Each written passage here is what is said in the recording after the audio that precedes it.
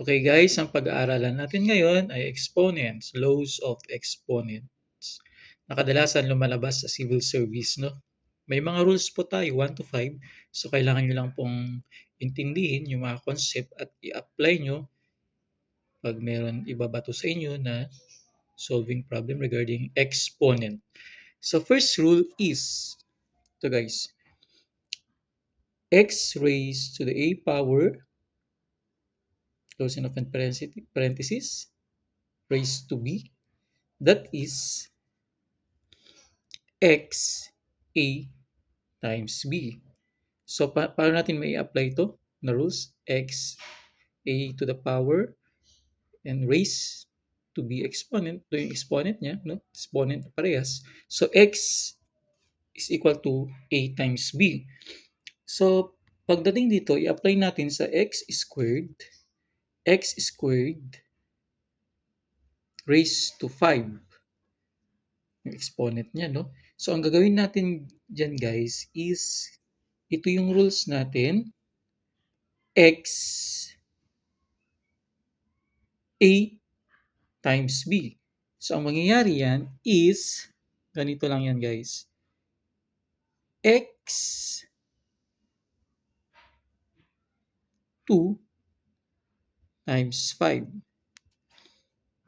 Nakuha nyo? So, i-multiply lang natin yung exponent na 2 and 5. So, ang magiging sagot natin ngayon ay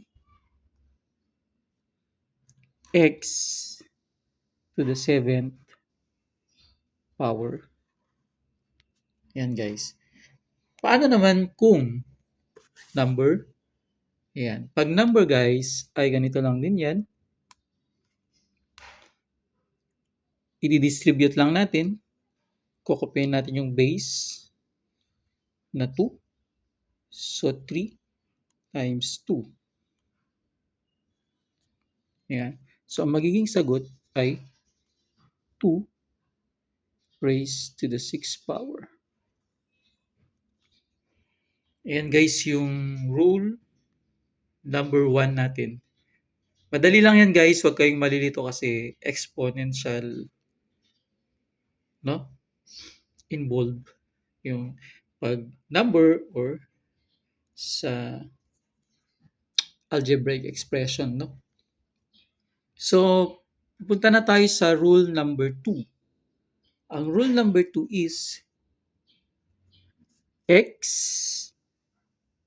xy to the a power. So, i-distribute lang natin x raised to a, y raised to a. So, paano natin may apply guys? Sagutan natin to. Xy raised to 5th power. So, i-distribute lang natin. Gagayahin lang natin yung rule number 2. So, ganyan. Distribute niya lang. Yan. Distribute lang natin. X to the 5th and y to the 5th. Ito na yung sagot. Yan. I-distribute nyo lang yung ito. Xy to the 5th power. So, ang gagawin nyo is x to the 5th power, y to the 5th power. Yan, gayahin nyo lang yung rules na to. Lagi nyong tatandaan yung rules kasi mabilis nyo na lang may apply pag may iba tong problem sa inyo.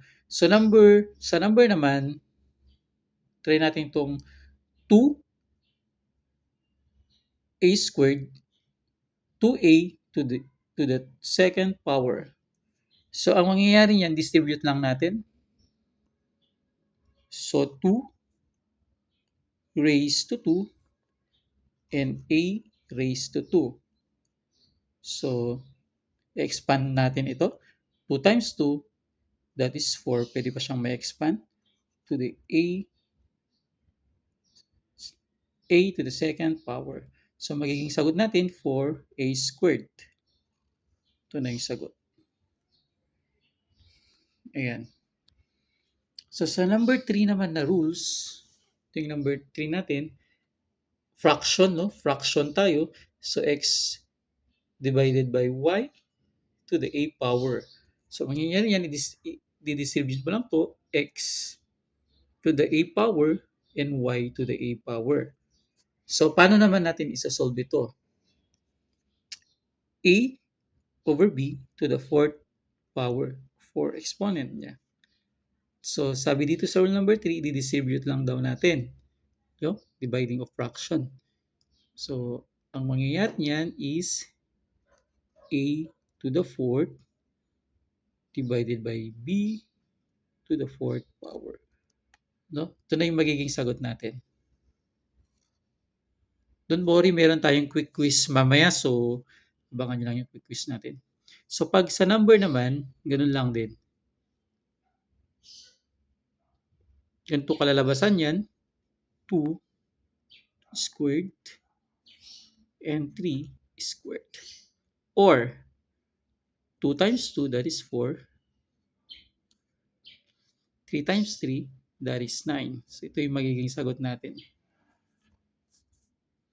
Magalaw na yung papel, guys. Pagpasensyahan nyo muna yung mga materials natin. Later, mag-i-improve na. Ayan, guys, yung magiging sagot. Sa rule number 4, x to the a power, x to the b power. So, i-ano lang, copy nyo lang yung base, a plus b. No? Copy nyo lang yung base, tapos saka yung i-add ito. Kasi hindi naman nakalabas, no? Hindi naman naka-parenthesis, so nakalabas na siya, so a plus b.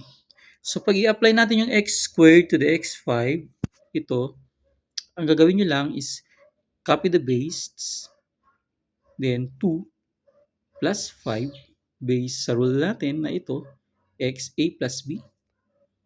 So ang magiging sagot natin ay x to the 7th power. Yan. Pag sa number naman, ganun lang din.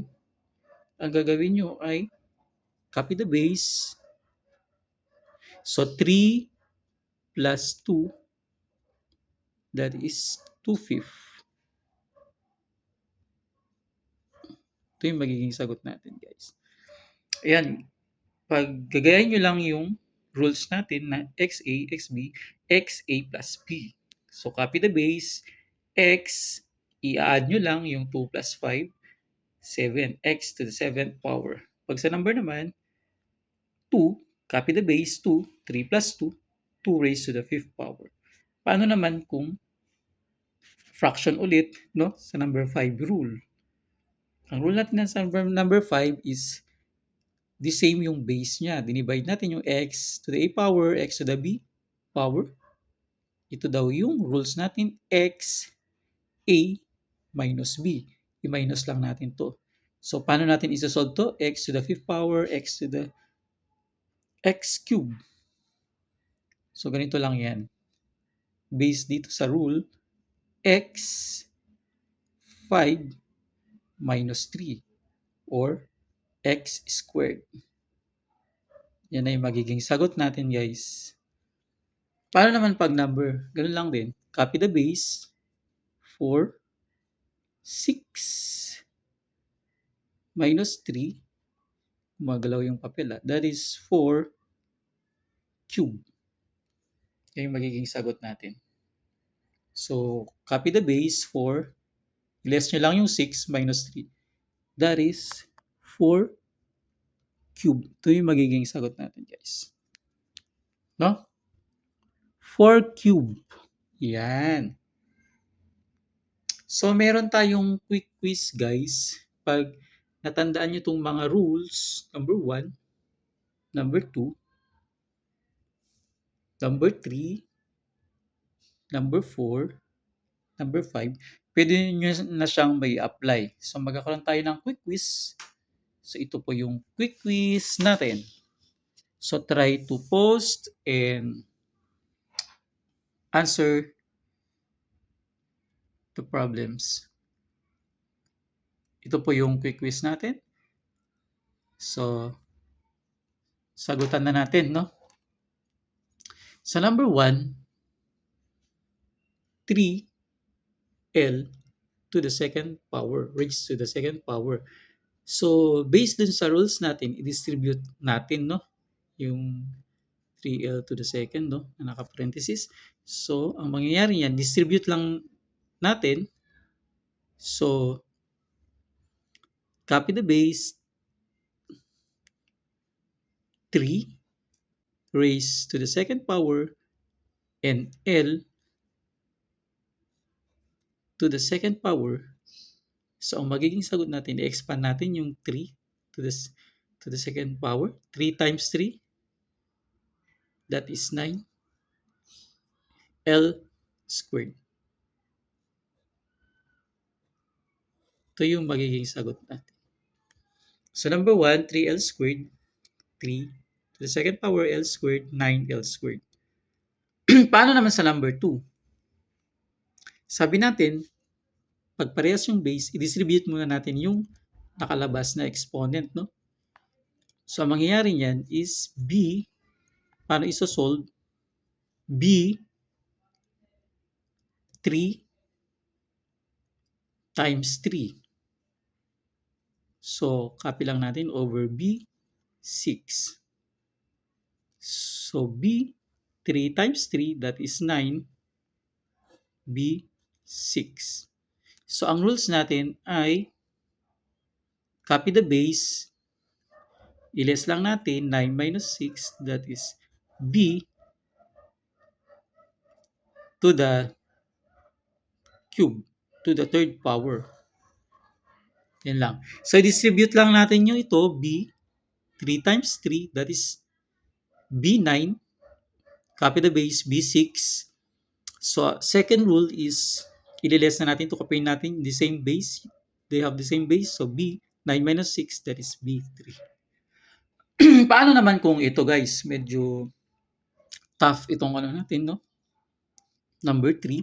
Pero siyempre, solve pa rin natin. Kaya natin masolve yan. So what you're going to do is to distribute first. Pag makita nyo ganyan, huwag kayong matakot kasi pag alam nyo yung rules, madali na lang. So, gagawin natin dyan is A to the third power, distribute lang natin. And B to the third power, ito, A3, B3, over, copy nyo lang yung base number sa baba, divided by A2, A squared, and B to the fourth power. So, ganito nyo lang, guys. So, kung mapapansin nyo, guys, yung rules natin sa cancellation, no? Madali na lang po sa inyo yan. So, ika-cancel na lang natin ito, itong A, third, 8 cube, saka A to the second power, ima-minus ko lang itong 3 minus 2. So, ang matitira sa taas ay A na lang, tama? Ito. Kasi kinancel ko itong dalawa dito. So, may natira pang isa.